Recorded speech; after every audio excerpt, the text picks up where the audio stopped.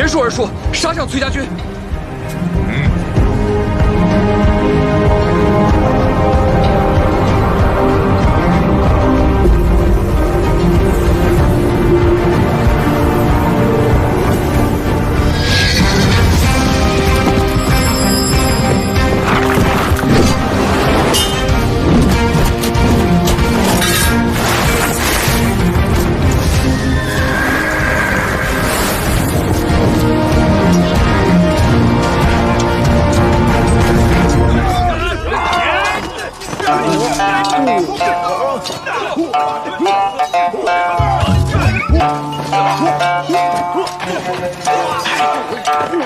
你俩在这干什么呀？石小不是说假打吗？打谁不一样？屁话！你打自己人吧，打崔家军呢？打他们啊！去呀！走！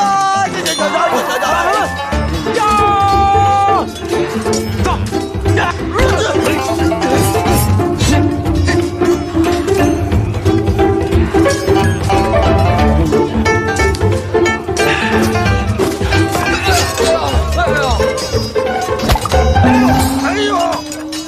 你往哪踩啊你啊！竟然踩你爷爷的手！哟，你不是死了吗？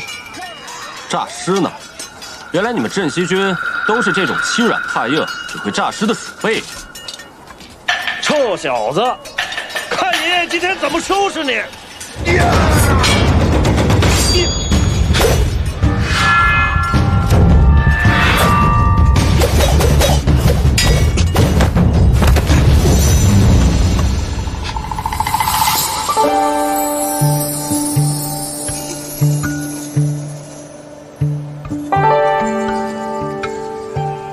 原来是你。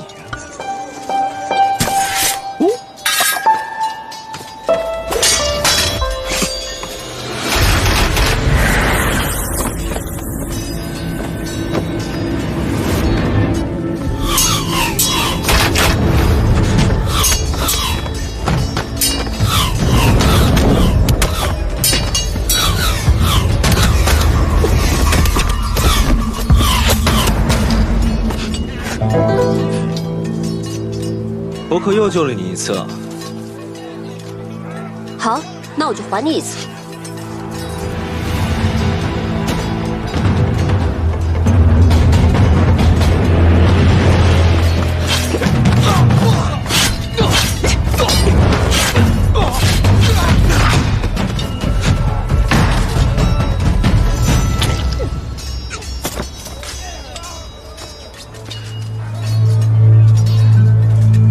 这些人为何要杀你？这些人虽皆是面生之人，又极力遮掩，但我心中有所猜测。石七郎，没事吧？受伤了？姓崔的，不是说好了假打吗？怎么回事？我看交战到这儿差不多了，走。报！如何？事后来报，镇西军已击溃崔家军，崔公子负伤，崔家军后撤30里，重新列阵。镇西军虽胜，但损伤惨重，元帅李逆腿部中枪，已被抬回军中。好，哎，副将军，都说这个李逆狡诈，崔家军勇武，我看不过如此嘛。不如让我带兵各个击破，好向大都督报喜。什么？哎，我答应了李逆，只要他击败崔家军，便送他半城粮草，允许他绕洛阳而过。什么？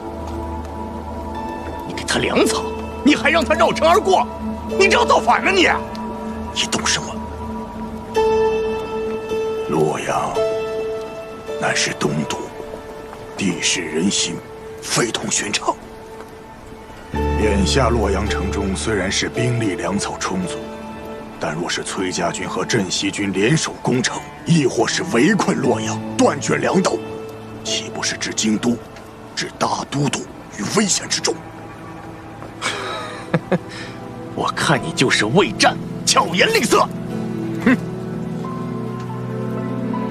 我冒险用计离间崔家和镇西两军，如今他们两败俱伤，只怕万一这里边有诈，必得先将他们引离洛阳，而后再筹谋如何将他们分而击尽。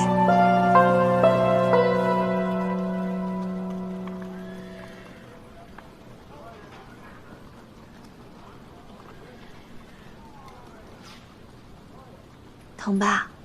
不疼，就是蹭到了。阿莹，你怎么受伤了？公子，公子，没事儿，我没受伤。没有伤到就好。公子，崔家军的人，有人想杀我。不对，刚才我戴着面具，他们以为我是你。是有人想杀你。那你觉得是何人所为？崔家军中的人，能一直这样不遗余力地针对你我，还能有谁呢？看来这个崔丽隐忍多年，终究是忍不住了。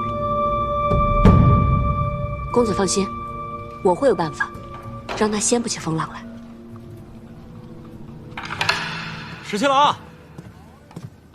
哟，石七郎，今儿叫我来，不喝酒了，改喝茶了？以茶代酒，千饮几杯。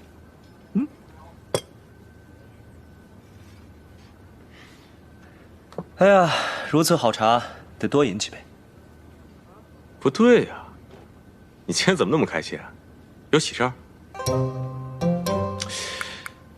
哎呀，你算是说到点子上了。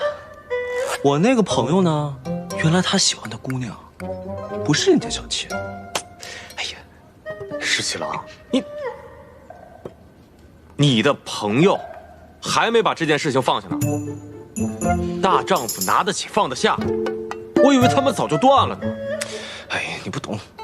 行，我不懂啊，但是明眼人都看出来了，那个何校尉和崔公子来往密切，就算不是他的妾室，这两个人必定有私情。石七郎，我们和崔家军虽然同是秦王之师，但是这个崔家是肯定有一心的，将来会成为国朝之患的。你什么时候知道的？哼，什么时候知道的？长眼睛的人都能看出来，你喜欢那个何校尉，是不是？有这么明显吗？那下回我收敛一点。你干嘛去啊？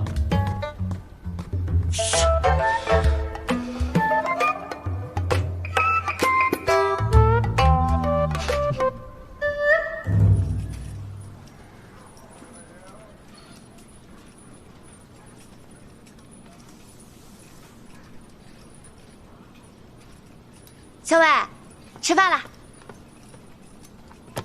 吃饭啦！桃子，帮我把最毒的毒药拿来，沾唇即死的那种。你要毒药做什么？去拿来就是了。哦，行，我这就去。毒药。哎呀，最毒的毒药。怎么，何校尉知道我来了，想杀我灭口啊？皇孙受了伤，不在营中休养，到我这来做什么？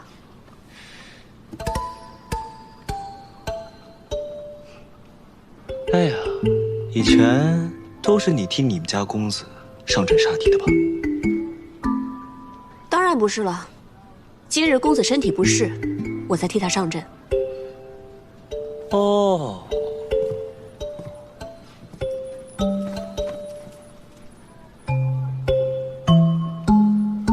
我都已经知道了。知道什么？我知道了你的身份。知道我什么身份？我知道你的身份其实是……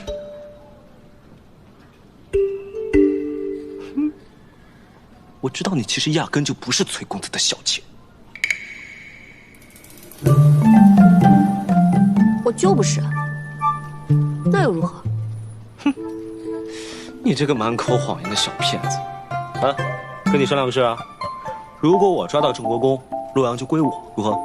那不行，即便你能抓到郑国公，除非你们镇西军不需要我们崔家军相助就能攻下洛阳，否则洛阳不能归你。小伟，毒药拿来了，咱们是要去给镇西军下毒。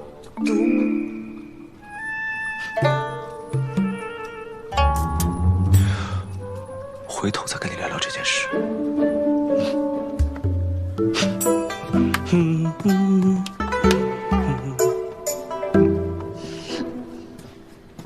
小伟，这李皇孙怎么来了？他跟你说什么了？怎么还有以后再说？你以前有什么事情都不瞒着我，现在都不告诉我了。这毒药还用吗？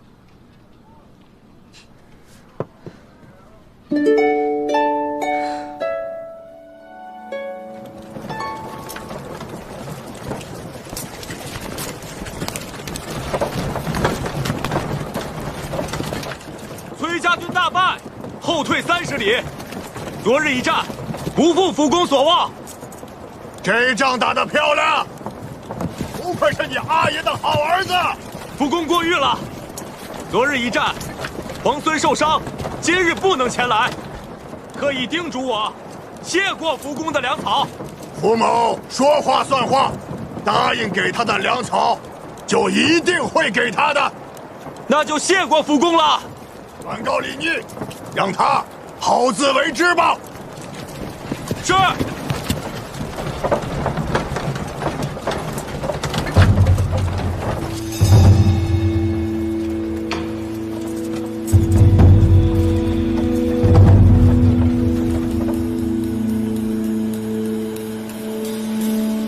石七郎，这不是服务员答应给咱们的粮食吗？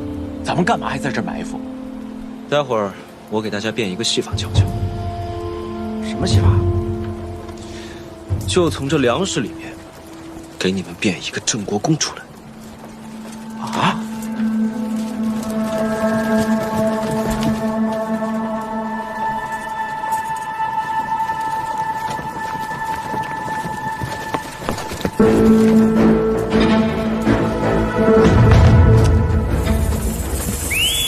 出！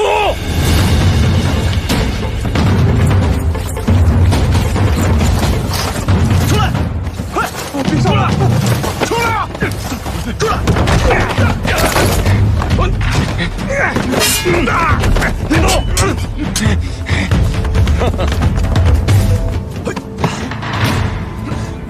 裴将军啊，这够吃多长时间啊？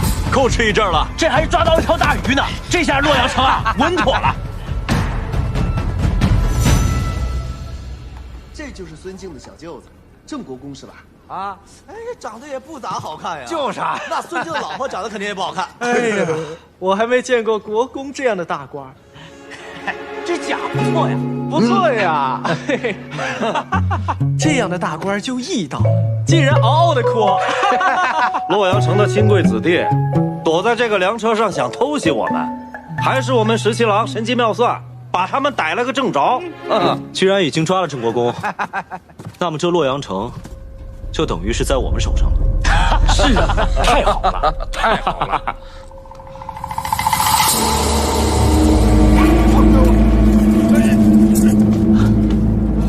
将军，镇西军李逆、崔家军崔林合围，带着郑国公及其随从亲贵前来城前，说愿意用郑国公及被俘的城中亲贵换取城池。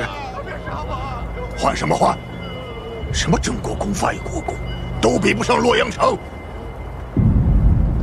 这等泼皮无赖的事，也只有你们镇西军做得出来。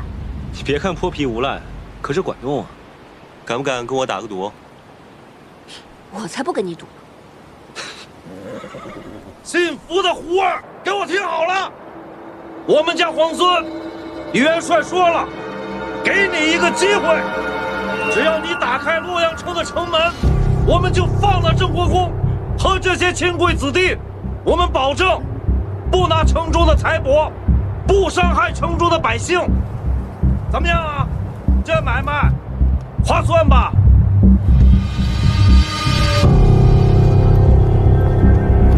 郑国公可是孙敬的内弟，你要是不救他，孙敬那个大都督是不会放过你的，你还跑不？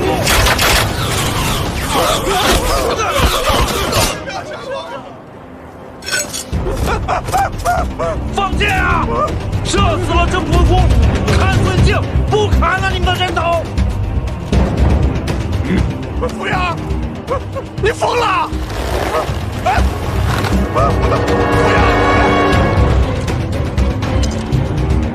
扶阳，别，你放啊！别，放啊！扶阳，别啊！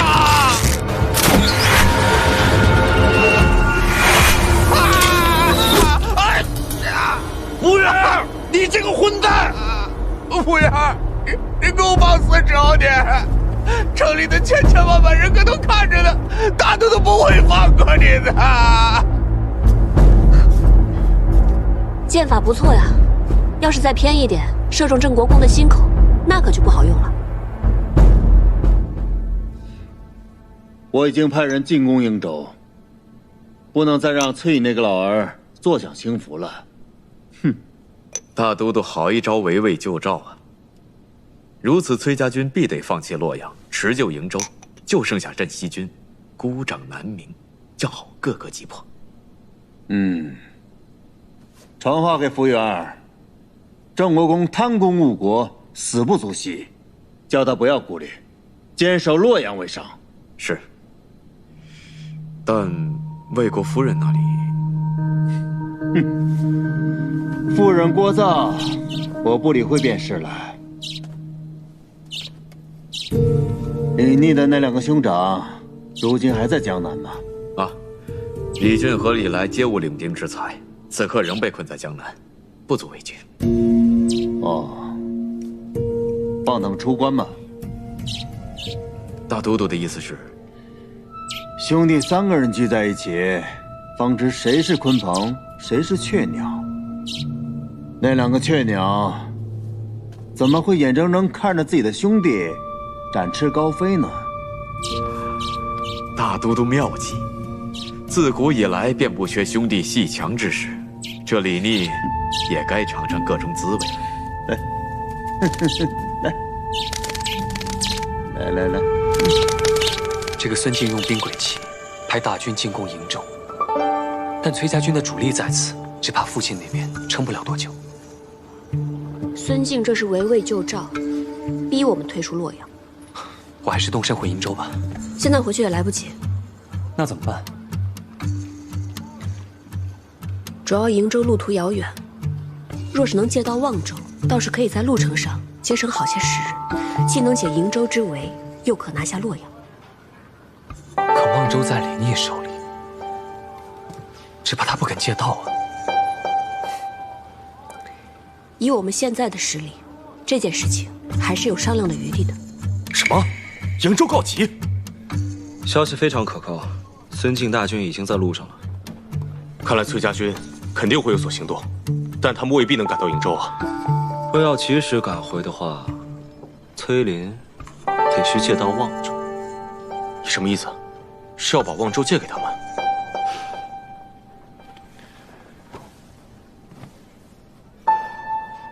我等他们来还。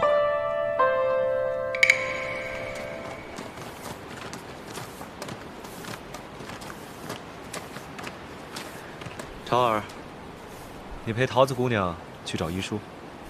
是。桃子姑娘，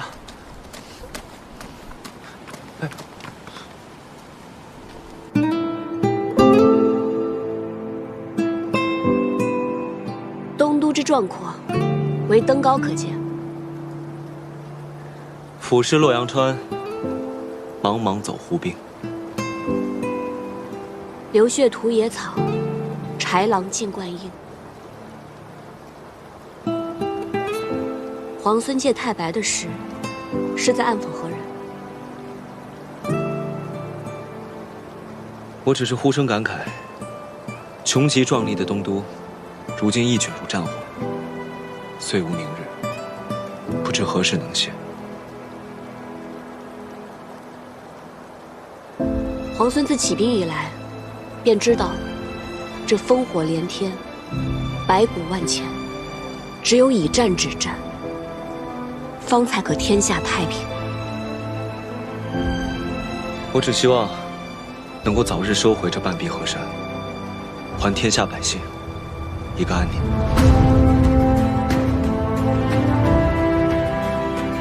我也希望。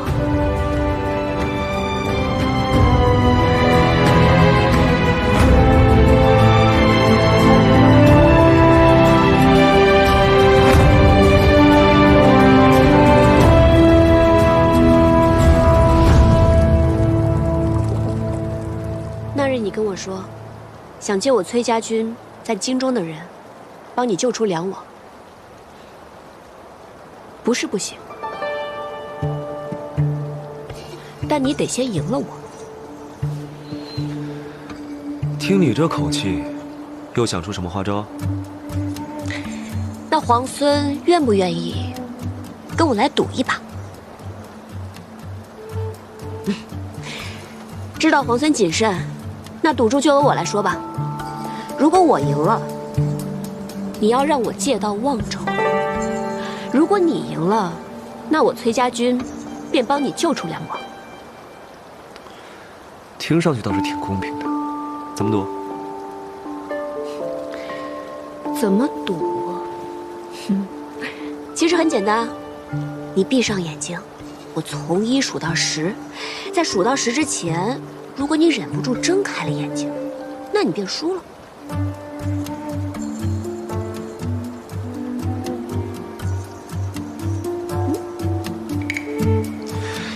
你不会又想趁我闭上眼睛一针刺晕我吧？ 放心，我绝对不会做任何伤害你的事情。如何？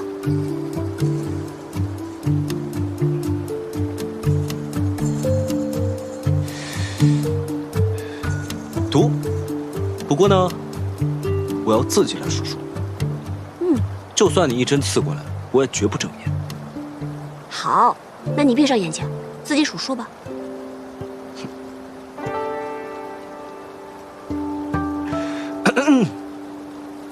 1，2，3，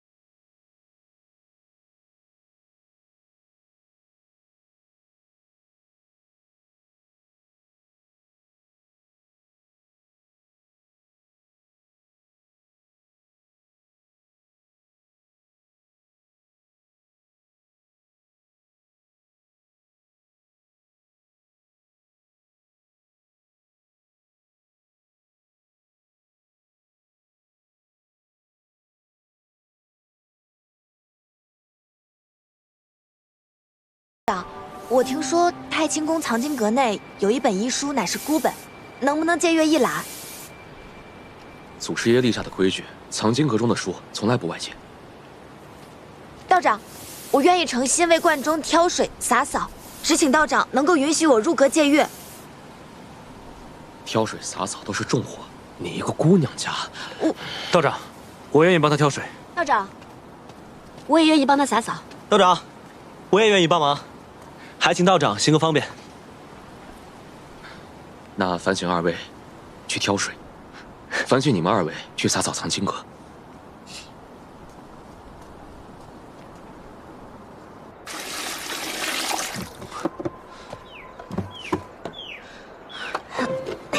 哎，陶总娘，我来帮你吧。哎，那可不行，你是来帮我干活的，又不是来替我干活的。还有啊，你为什么要帮我？我也不知道，反正我一看到你，我就想帮你。那。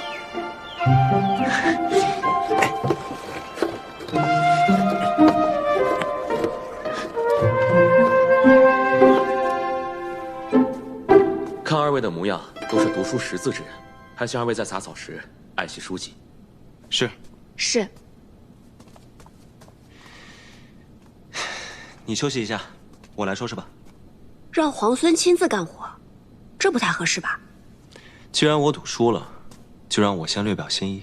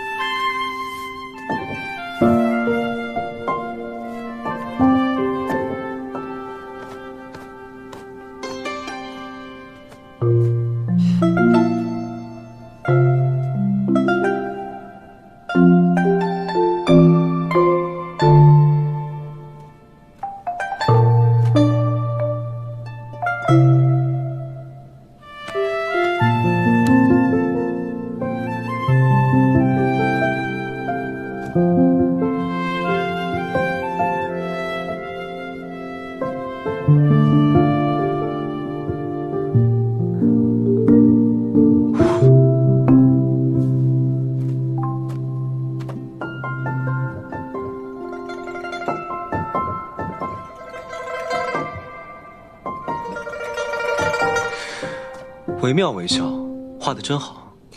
此画命名为《皇孙劳作图》，你觉得如何？题名更好。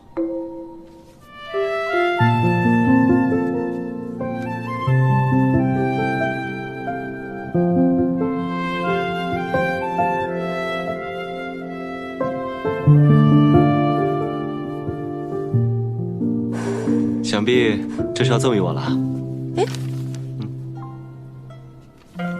这是我画的，为何要赠给你啊？可你画的分明是我，自然归我。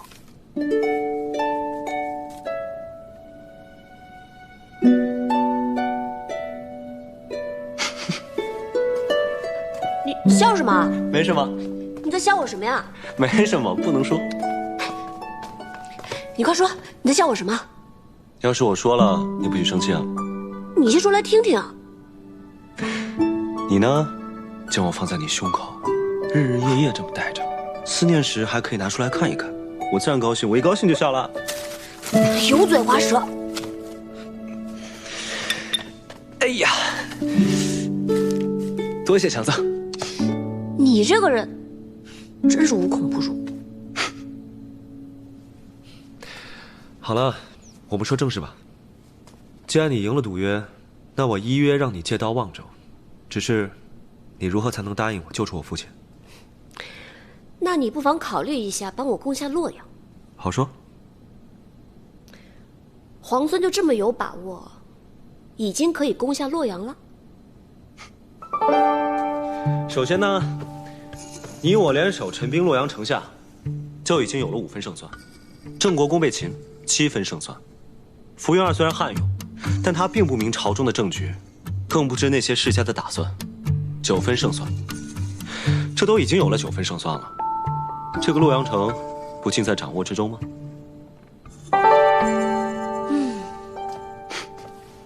皇孙如此替梁王谋划，梁王何幸？他是我的父王，我自然会救他。他在孙敬手中，我怕我们攻破洛阳，孙敬未必不会起杀心。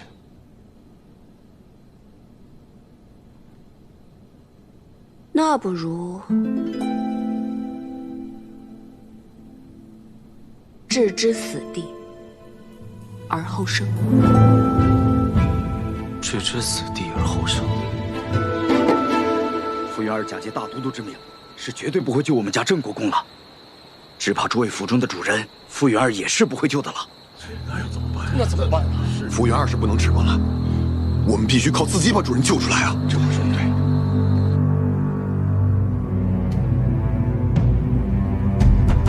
将军，出事了！进来。郑国公的家人率着私兵打昏了城门守卫，开了城门，引镇西军和崔家军入城了。什么？完了，全完了！这些蠢货，没想到这洛阳城葬送在他们手里。我要杀了这些蠢货，斩死寻常！撤！先去粮堂，放箭士去了。镇西军崔家军合围攻击洛阳，围城多日，难以强攻。李逆巧妙用计，令郑国公家人撕开城门，镇西军崔家军才得以潜入洛阳。傅元儿奋起反抗，率守军苦战2日1夜，终于不敌。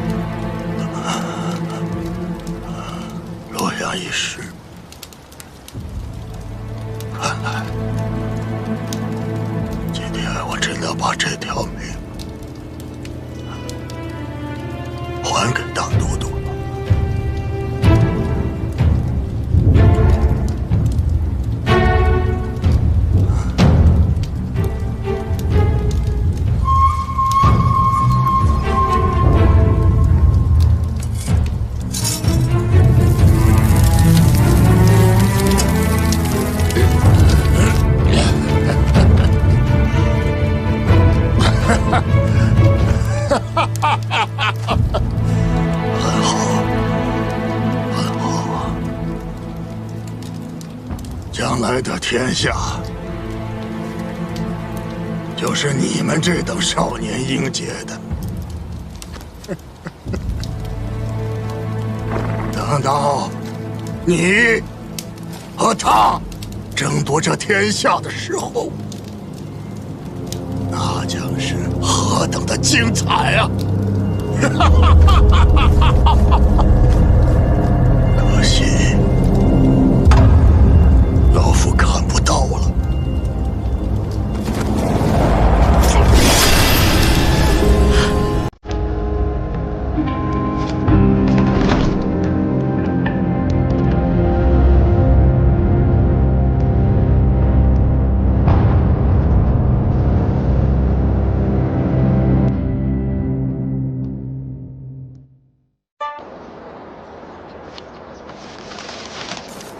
怎么样，桃子姑娘，我买对了吗？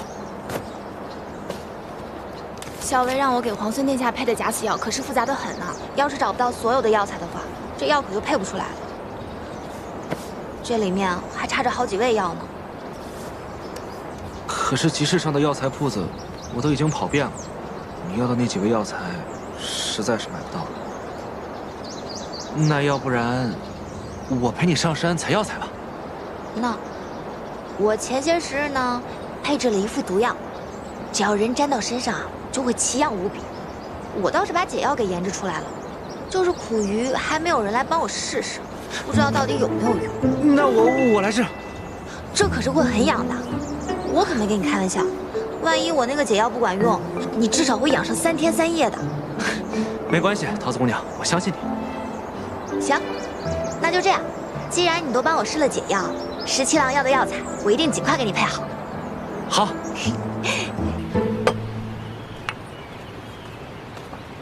知道你爱吃甜的，来尝尝这糖彩酥。这是在哪家铺子买的呀？这不是买的，顾小姐刚送过来的。哦，是她特意给你做的？当然不是了，阿元、老鲍他们都有。我想起来你爱吃，才特意拿过来给你。尝一口。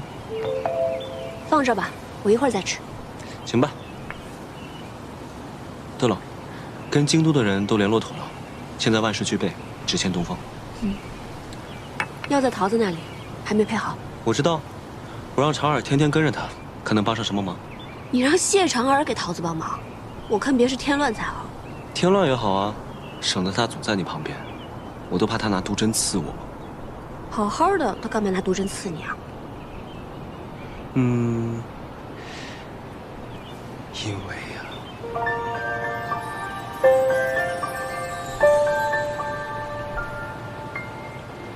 咱们拔营吧。与镇西军同住在这里十分不便，哪怕今日在外面搭营帐，也要搬出去。是。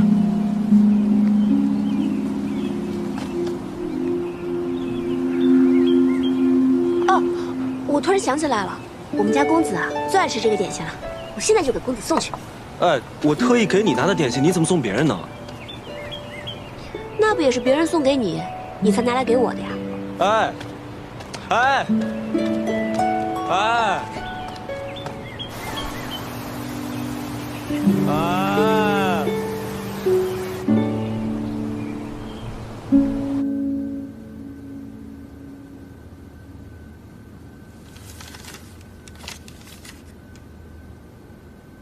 大都督，镇西军和崔家军携手攻克东都，吴云儿以身殉城。崔家军进不即刻回援瀛州，还与镇西军联手攻打洛阳。崔的儿子崔林，看到往日的形势，就知道他十分沉得住气。彼时的战局，倘若是我也定会先攻洛阳，再救瀛州。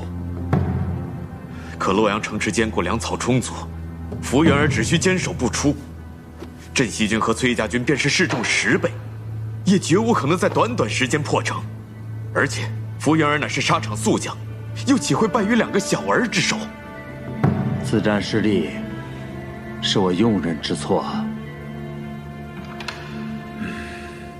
此次洛阳之失，倒是给我提了个醒。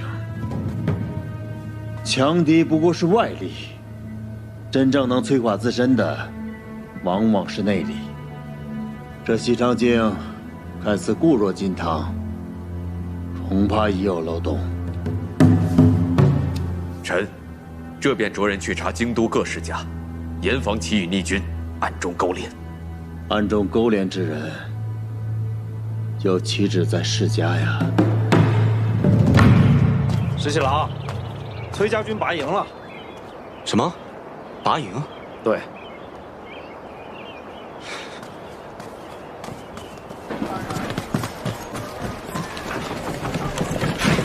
小伟，都已经收拾差不多了。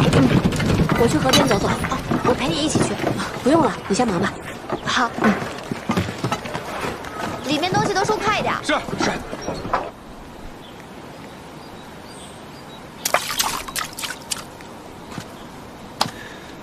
怎么说都不说一声，就突然要拔营搬出城了？我们崔家军如何行事，还要向皇孙禀报啊？那倒不是，只是走得匆忙，想起不能送你一程，又想起不久后你便要回瀛州，从此山高水远，不知何时才能相见。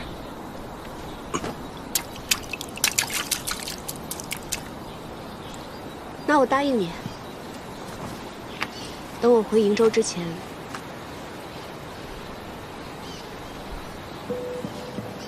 一定好好来跟你道别。你说的。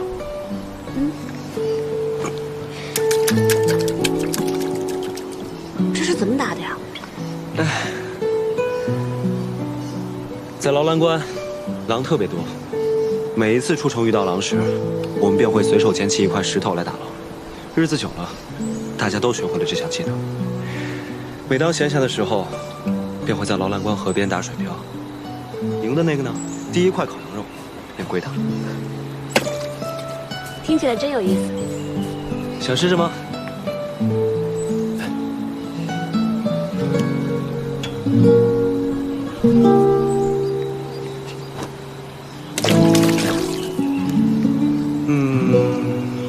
不够远，我教你。我教你，拿着。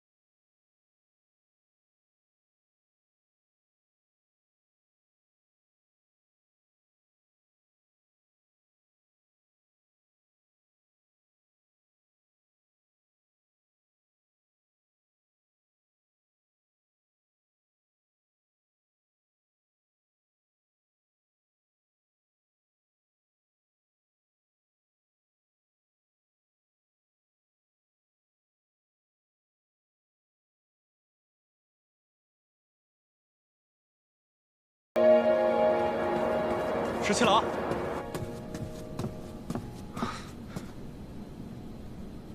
崔离来见过我。崔离，此人志大才疏，且小人无节，为了权势不择手段。怎么，他找你所为何事？他想联手我们击杀崔林。小裴将军，在下有意与镇西军联手，击杀崔林。你就不怕我把你绑了起来，送到崔公子面前啊？恕在下直言，就在杀崔林这件事情上，你我二人的立场应该是一致的呀。从望州到洛阳，我那个堂弟应该没少给你们添麻烦吧？如若没有他，粮草你们有了，这城池你们也早就拿下了。小裴将军，你难道就没想过斩草除根，除掉这个心腹大患吗？在下可以向你保证，等崔林死后，这崔家军由我节制，到时我一定拥戴皇孙，以镇西军马首是瞻。事成之后，洛阳由我节制，如何？张口便要洛阳，你胃口不小啊！小裴将军，这洛阳由在下节制之后，镇西军便可长驱直入，直奔的西长境。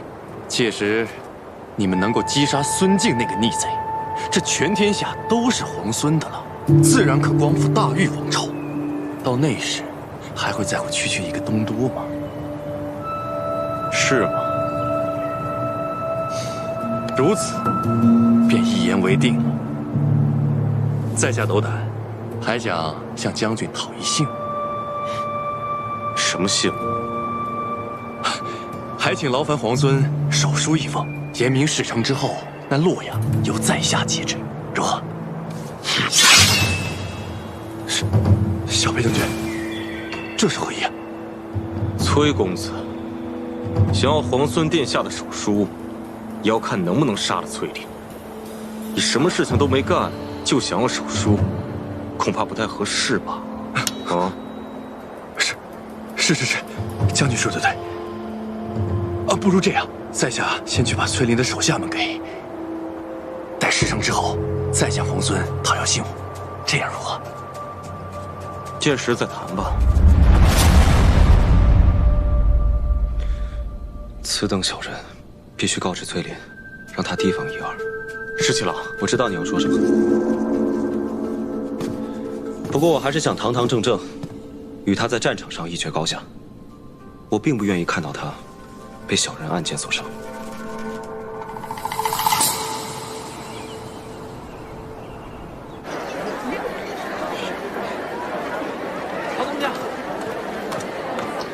桃子姑娘，这个是十七郎给何校尉的。还有这个，这是我给你的。这是什么？猪耳朵，我跑了好几条街才买回来，还热着呢。我不要。可是，你上次不是说你喜欢吃吗？我现在又不想吃了。喂，怎么了？我这几日和校尉住到城外去了，你感觉身上有没有什么不舒服啊？哦，没有，你给我的药挺好的，我就养了2天就好了。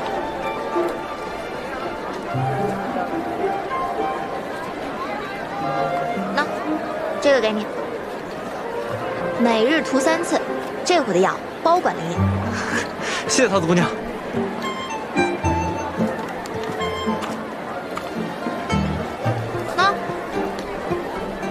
什么呀？猪耳朵呀，本姑娘忽然又想吃了。给。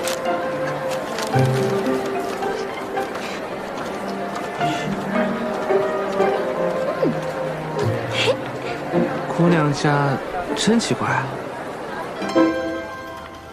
校尉，皇孙殿下的信。你怎么这么高兴啊？没有啊，我有什么可高兴的？难道不是因为耳朵？什么耳朵？那不是猪耳朵吗？校尉，取笑我，我不给你吃了。阿莹，闻得崔家军中有叛者，欲谋崔公子性命，恐有厉害阴谋。你与公子左右多加留意，有别后珍重。从今日起，再增加1支亲卫保护公子。此去瀛州，行军路途复杂，务必要保护好公子的安全。是，属下这就全办。阿莹，怎么忽然想起来要增加我的护卫了？公子，收到线报，崔离欲对公子不利，我军即将拔营，公子的安危必然是重中之重。阿莹，不用担心我。连番行军辛苦，你本来思虑就多，应当要好好保重。为公子考量是我的本分。行。桃子，帮我把这封信交给谢长耳。怎么了？你最近总是取笑我，我不给你送信。你这是不想送信呢，还是不想接谢长耳啊？要是后者的话呢，这样，我在信上呢再添上一句，告诉他们以后送信就让老鲍来，免得惹我们桃子姑娘不高兴。哎，你看你，那他们都是一丘之貉，谁送不都一样？我来吧。那你早去早回啊，可别欺负耳朵。谁欺负他了？哼，嘴硬。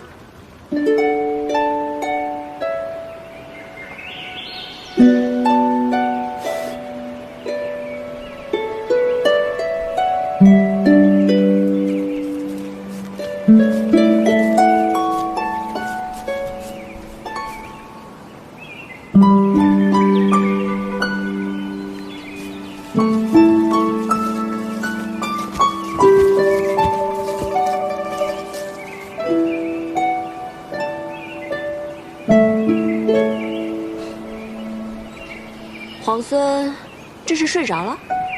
何校尉要再不来，我怕我要睡到晚上才行。沐天席地，17郎真是到哪儿都能自在逍遥啊！自是因为此刻清风为善，草木为香呢。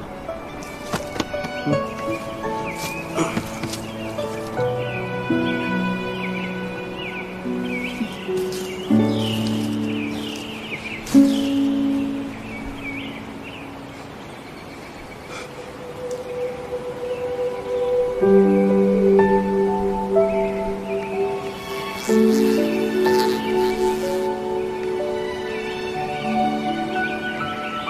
睡着了？睡着了。你为什么要提醒我？崔离会对我们家公子不利啊？因为我提醒了你，你就定然会回心来劝。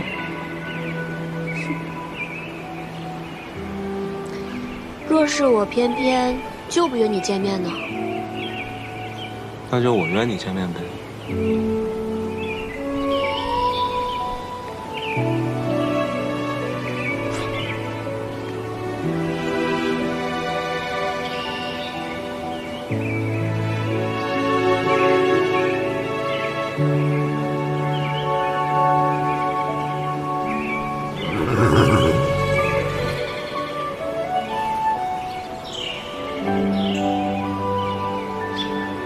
我要回瀛州了，答应过你，要和你好好告别。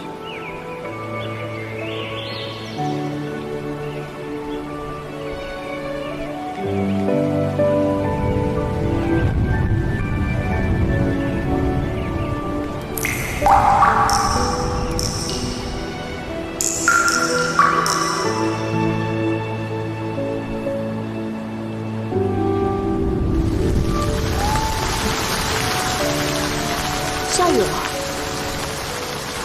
带你去个地方。好。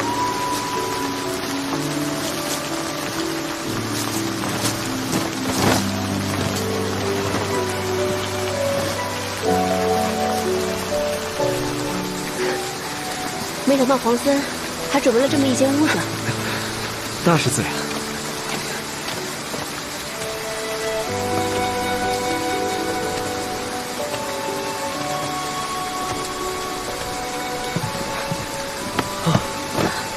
还好有这个屋子躲雨，要不然我们就成落汤鸡了。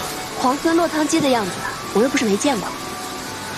巧了，姑娘落汤鸡的样子，我也见过几次呢。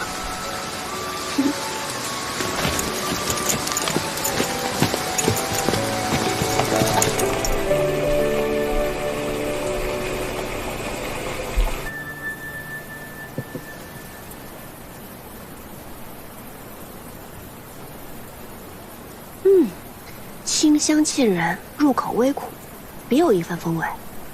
这是竹叶茶吗？没错。民间呢，常以竹叶为煎，代作茶饮。皇孙的身份如此贵重，却对乡间生活了若指掌。人生在世呢，身份什么的最不值得一提。贵为天子又如何？还不是一碗饭，一瓯茶。我倒觉得在这里当个田舍翁，活得更痛快些。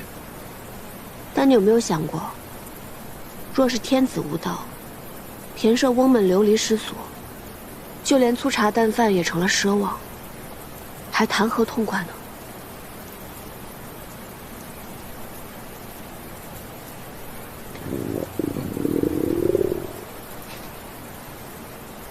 也不知道这儿有没有一碗饭，可以填饱我们田舍翁的肚子。都准备好了。这是好。哦，这不行。我厨艺不精，如果你不嫌弃的话，我给你露两手。石七郎亲自下厨，我岂敢嫌弃啊？不过，我好像什么都不太会。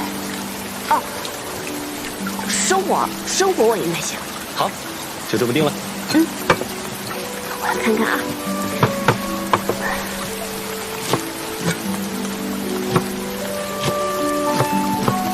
没想到皇孙准备了这么周全的食材。我怕你肚子饿呀。嚯，你还真的会烧菜啊？这有什么的？我们在劳兰关，洗衣、打猎、缝纫、做饭，不都是自己来做？那你在劳兰关的时候，没有带侍婢吗？我要带侍婢的话，与我在京都王府里的生活有什么分别啊？身为皇孙，却不喜欢王府锦衣玉食的生活，倒是有趣啊。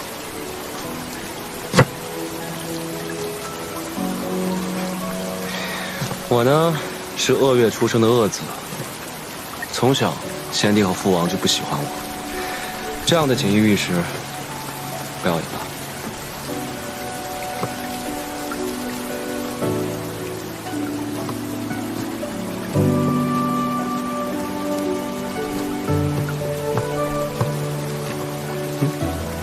拉风箱烧火呀。好。烧火放火是我最擅长的。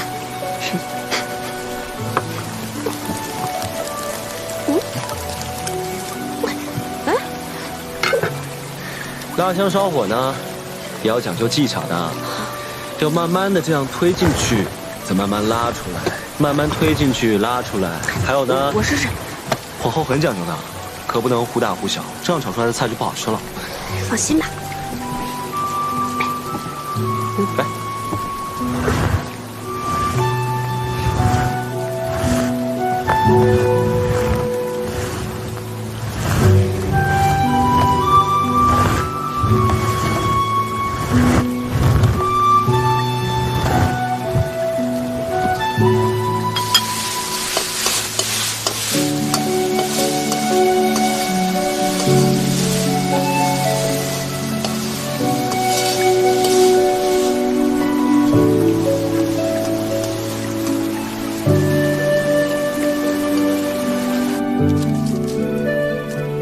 来啦，米饭来了，行，吃吧。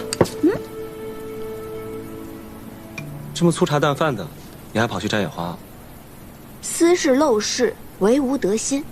17郎，这顿饭可是你认真做的，怎么能随便对付过去呢？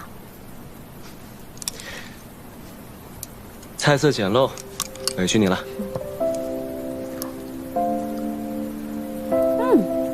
如何？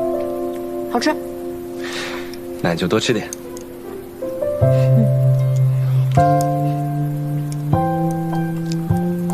你不怕我在饭菜里下毒啊？当然怕了。所以刚才我在烧火的时候，已经放了毒液。皇孙，你现在已经中毒了。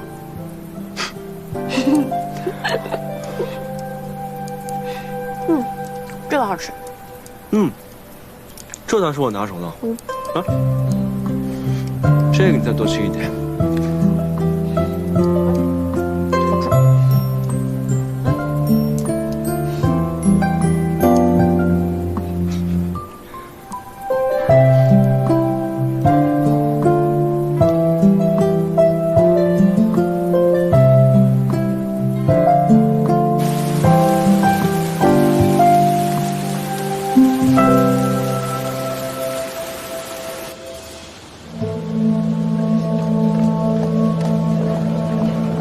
给我砸！砸了这个狐狸精的窝！哎，你们住手！魏国夫人，这里是后宫，岂容你在这放肆？你还知道这是后宫？那他这个前太子妃为何还在这个后宫里？就是你这个狐狸精，魅惑大都督，祸国殃民，就是你害得我弟弟被俘。我今天非撕了你这个狐狸精不可！还我弟弟！放手！我杀了你！你放我大都督！还我弟弟！我今天非杀了你不可！大都督到！你放开我！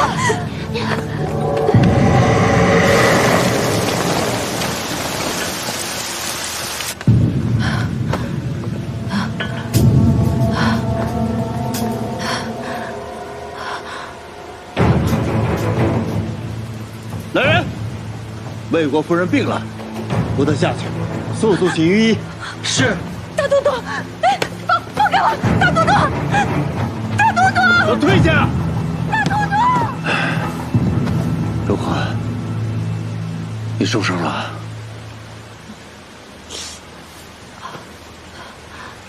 委屈你了。切不委屈。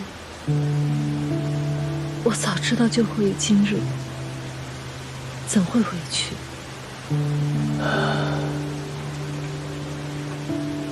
这几日我一直在想，当年我若是带你一走了之，那又会是什么样子的？想当初，我在城外的十里长亭，足足等了你1日，直到太阳落山，也没见你来，我就知道你再也不会来了。虽然当时我已经被选做了太子妃，但是只要你愿意带我走，我是可以跟你远走高飞的，隐姓埋名，哪怕做一对贫贱夫妻，我也甘之如饴。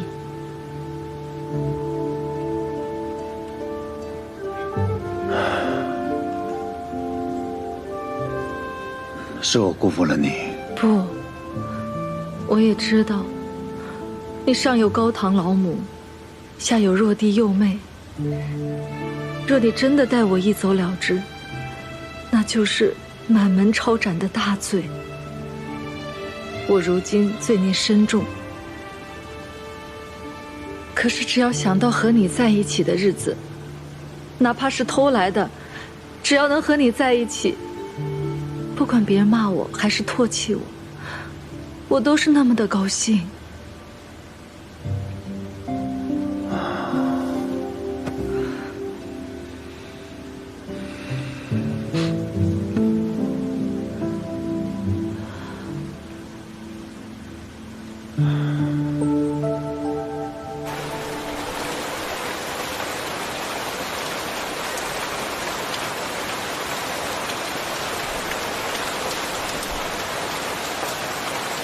韩将军，咱们现在距离西长京是不是已经很远很远了？已经有数千里了，也是快马驰骋，也得10数日。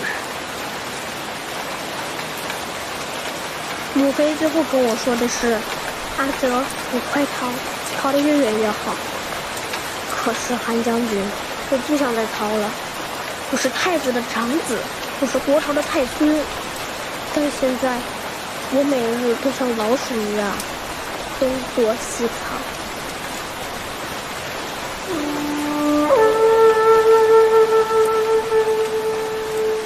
臣给殿下讲过韩信将军的故事，也讲过越王勾践的故事。殿下如今是避险，忍辱负重，才能有将来收复河山的一日。那日你说镇西军统帅李密是我实际堂兄，镇西军已经从劳兰关一直杀到了望州。17哥领兵还是挺厉害的，我真想同他一样，与敌人正面对阵，拼杀一场。17皇孙确实战功显著，但镇西军原是府兵，裴贤与先太子并不亲近。殿下如今身份贵重，哪怕是血脉至亲，也不能轻易相信。何况梁王殿下还被孙敬扣在西长京，只怕李逆有所顾虑，所思甚多。韩将军，那我们什么时候才能回到西长京呢？定有那日的。臣一定护送殿下重返西长京，浩浩荡荡，堂堂正正。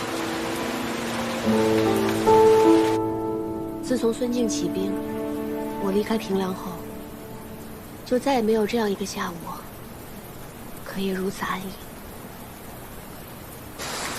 能与知己在屋檐下赏雨的这份闲心，更难得。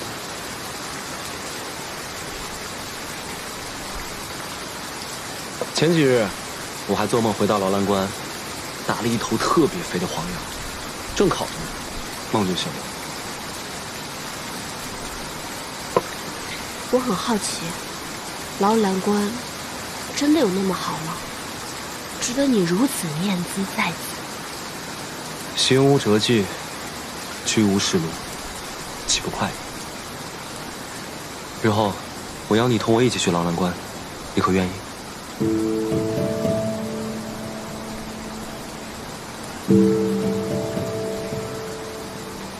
知道这是梦，树欲静而风不止。十七郎，你以如今的身份，还能抛开一切，重回边塞，过那样的生活吗？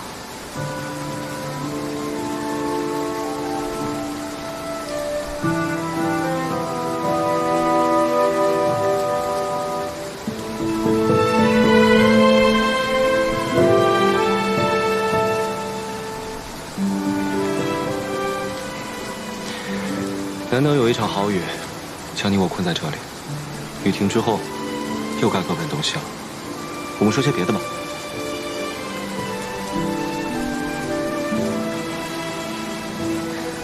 好，那就说说你吧。你小的时候是不是特别顽皮呀？何止顽皮，简直顽劣。我父王打我的藤条都不知道断了多少根呢。看来梁王殿下这番苦心管教，这收效却是甚微啊。我倒不怕挨打，我就怕念叨。我娘生我时难产而亡，整个王府之中，只有董王妃对我十分照顾。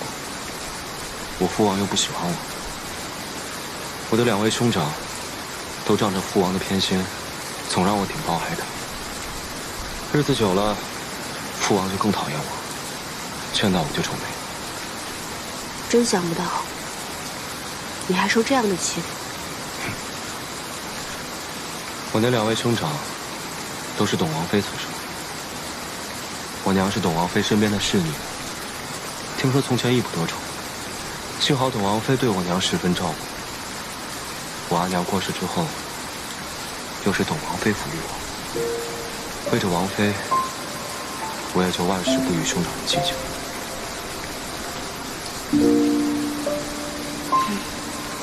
你是一个心善的人，别人对你好一分，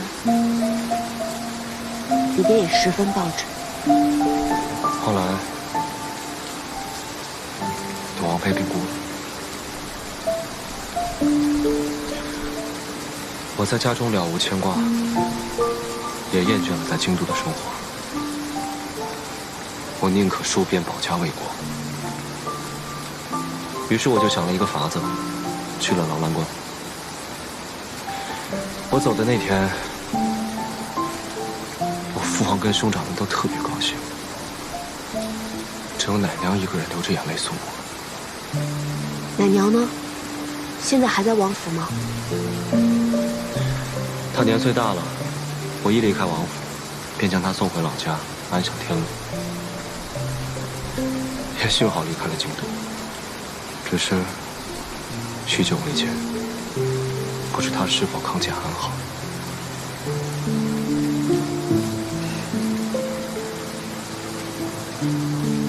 还能有记挂着的人，就不会觉得孤独。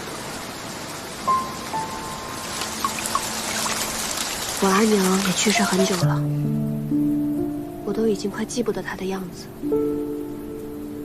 但每次想到她，都觉得她在陪着我，我也不会觉得孤单了。你小时候是什么样的人？我真想象不出来。我猜，你一定是个人小鬼大、难缠至极的吧？我从小是被当成男孩子养大的，读书练武，和其他的男孩没有差别。男孩子学什么，我就要比他们学得更好。都是你爹娘逼你的？不，是我自愿的。我是女儿身，志向与男儿无异，本就该付出更多努力。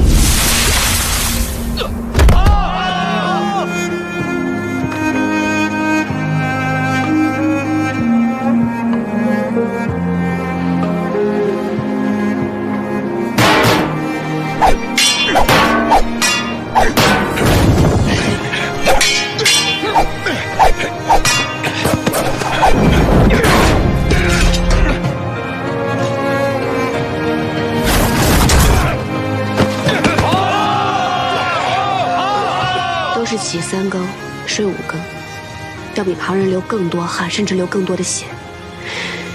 有时候太累了，受伤了，即使十分辛苦，也会默默忍着，更不愿意让任何人知道。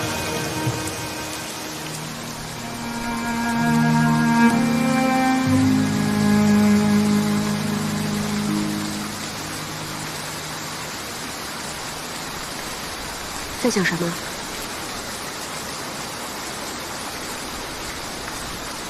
我在想，要是我们早些认识就好了。为什么？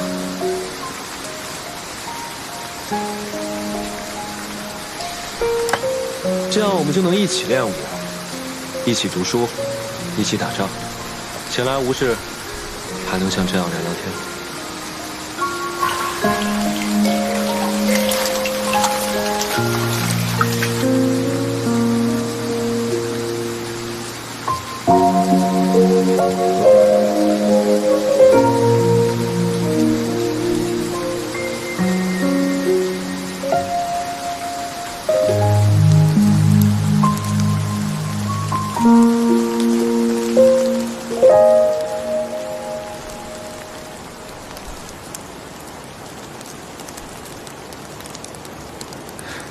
这么快雨停了。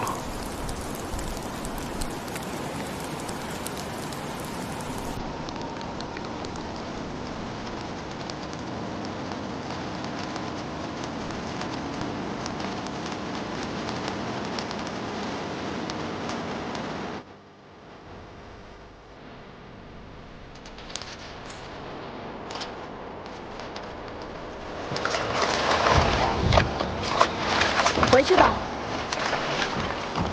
好。